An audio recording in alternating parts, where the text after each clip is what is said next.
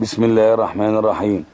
قام لواء التوحيد في محافظة حلب في معركة الفرقان بإلقاء القبض على عناصر أمن وضباط الجيش وشبيحة، وهذه أقوالهم. عرف عن نفسك.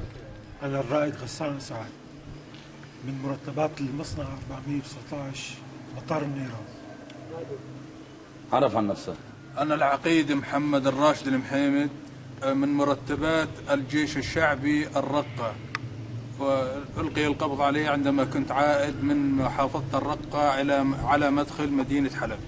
عرف عن نفسك. النقيب نضال فؤاد الحوش من مرتبات قيادة شرطة محافظة حلب قسم شرطة الشعار. تم إلقاء القبض علي بعد خروجي من القسم. بعد المقاومة قصدك؟ أنا العقيد علي قاسم مدير منطقة جرابلس، سلمت نفسي للجيش الحر في قسم الشعار بحلب. كيف سلمت نفسك؟ مو مقاومة؟ لا بالأخير سلمت. إيه آخر شيء بعد ما خلصت ذخيرتك هيك احكي. أنا الرائد ضرار دثمان من مطار حلب العسكري. تم إلقاء القبض علي على مفرق طريق الباب. حاجز يعني؟ حاجز. نعم. أثناء نزولي إلى منزلي. أنا عسكري مجند علي يوسف أبكو، بس أكون حاجز من يمين كدرامي دوشك. أنا محمود عبد الغفور صديق، مسكوني على حاجز بيانون، اختصاصي بارودة. عرف نفسك. أنا عامر صالح طويل، كمشيت على حاجز بيانون معاون دوشكا. العسكري المجند أحمد محمد يونس، الله مسكت على حاجز بيانون مع معاون رامي دوشكا. العسكري المجند حسن رقيب، اختصاص ساق دوشكا.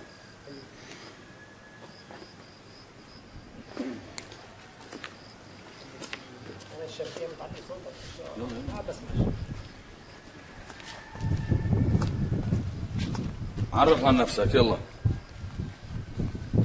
الشبيه رائد أحمد، ألقي القبض علي في حاجز أمن. عرف عن نفسك. أحمد خليفة. ارفع وجهك وعلي صوتك. أحمد خليفة لغى القبض علي بطريق الباب. أنا الشبيح مصطفى عمر عساف، ألقي القبض علي على حاجز للجيش الحر في مساكن هنانو. بامتحان ايش؟ امتحان صفة أمنية مهمة معك. أنا جنيد العلو الشبيح، التقى علي القبض في حي الصاخة. أنا يوسف رزق، ألقي علي براس الحمراء، براس حارة. عرف عن نفسك أنت. الشبيح حسام مصري، ألقي القبض علي في المنزل. معك سلاح كنت؟ معي سلاح. عرف عن نفسك. أنا الشبيح عبد الجبار عبد الله الجبلي، انكمشت على حاجز تبع المساكن هنا. معك سلاح؟ خلبي. احكي. أنا الشبيح يحيى عبد اللطيف، تم إلقاء القبض علي في مساكن هنانو. عرف. أنا الشبيح علي حسين مواس، ألقي القبض علي على حاجز الشعار وقاتل واحد من المتظاهرين. عرف عن نفسك. أنا الشبيح محمد شيحان، ألقي القبض على حاجز الحلوينية. حاجز تابع للأمن. حاجز تابع للأمن. مسكوك معك سلاح. معي سلاح. والعناصر الباقيين معك ايش صار فيهم؟ فتشوا. وتم بعون الله والحمد لله.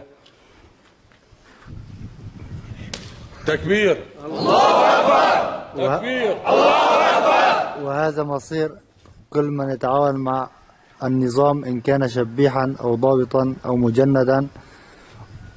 آخر شيء سيقع بين يدي الجيش الحر أينما كان وأينما حل. الجيش الحر سوف يقبض على كل الشبيحة بإذن الله. تكبير. الله أكبر.